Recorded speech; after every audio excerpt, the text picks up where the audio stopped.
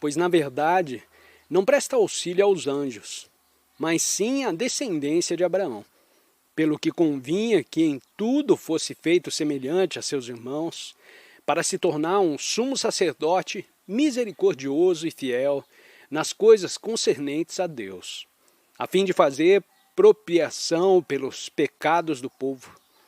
Porque naquilo que ele mesmo, sendo tentado, padeceu, pode socorrer aos que são tentados. Hebreus, capítulo 2, versículos 16 a 18. Porque não temos um sumo sacerdote que não possa compadecer-se das nossas fraquezas, porém um que, como nós, em tudo foi tentado, mas sem pecado.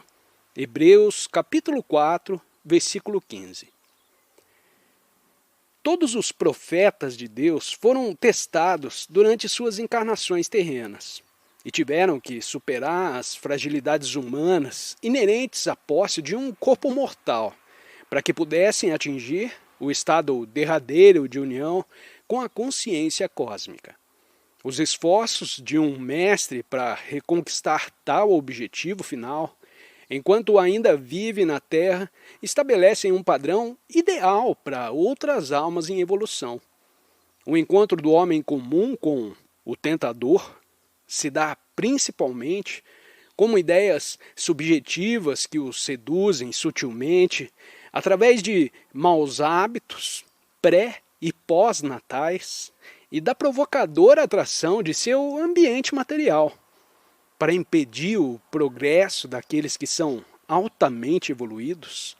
Satã pode assumir uma forma objetiva e valer-se de vozes vibratórias, numa última e desesperada tentativa de dissuadir o mestre que escapa velozmente rumo a Deus.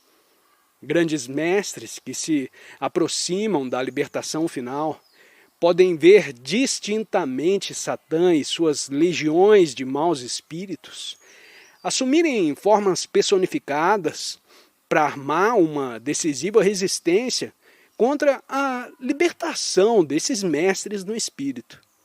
De maneira misteriosa, Satã põe à prova grandes devotos de Deus com várias tentações que se apresentam imprevisivelmente em sua vida à medida que avançam espiritualmente.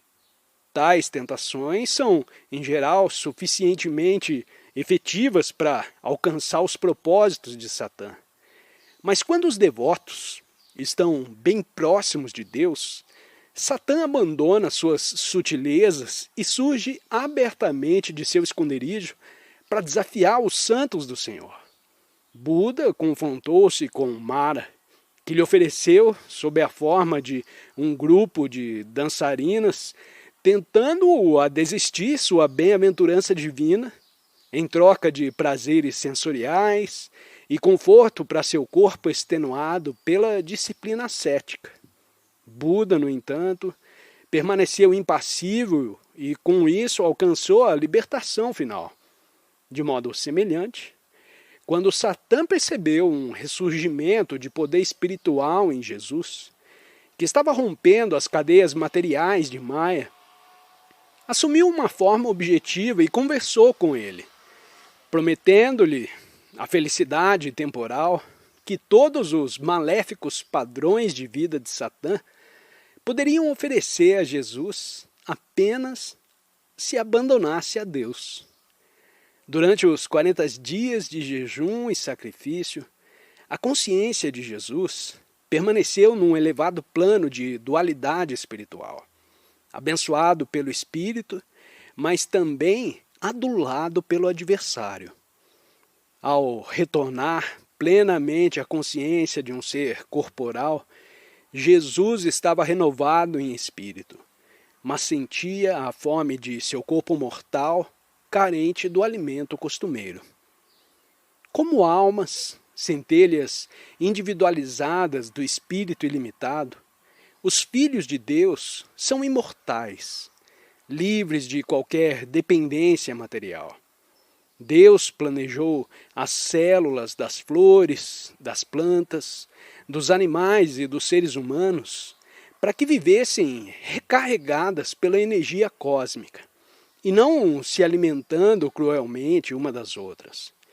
Somente quando a alma se identifica com o corpo humano profanado por Satã é que o homem sente a fome característica da dependência de suprimentos da natureza. A força ilusória, cósmica, levou o homem consciente de seu corpo a acreditar que sem o sustento físico, sua existência se extinguiria. Ao voltar-se para os produtos da terra, para sua nutrição, alento e alimento, o homem permanece preso a ela e esquece sua verdadeira natureza, que vive exclusivamente da energia cósmica e da vontade de Deus. Satã desejava que Jesus esquecesse seu divino estado de existência incondicional. Ele começou a tentar a consciência crística de Jesus, valendo-se da necessidade básica do corpo humano de satisfazer a fome. Satã atuou através da mente de Jesus, expressando uma proposição tentadora. Por que não utiliza seu poder divino para transformar pedras em pão?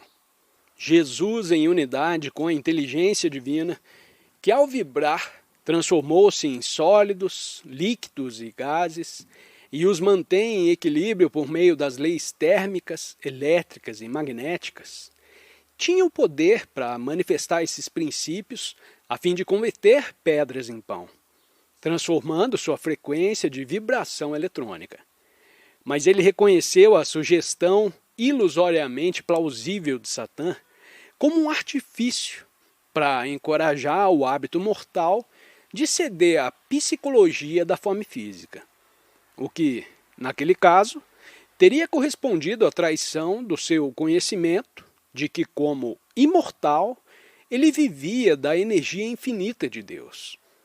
Isso não significa que, após tal experiência, Jesus tenha abdicado do sustento humano. Ele compartilhava alimentos simples e banquetes preparados por amáveis anfitriões, mas fazia-o como um homem-deus, e não como um ser humano iludido e submisso ao hábito corporal da fome física.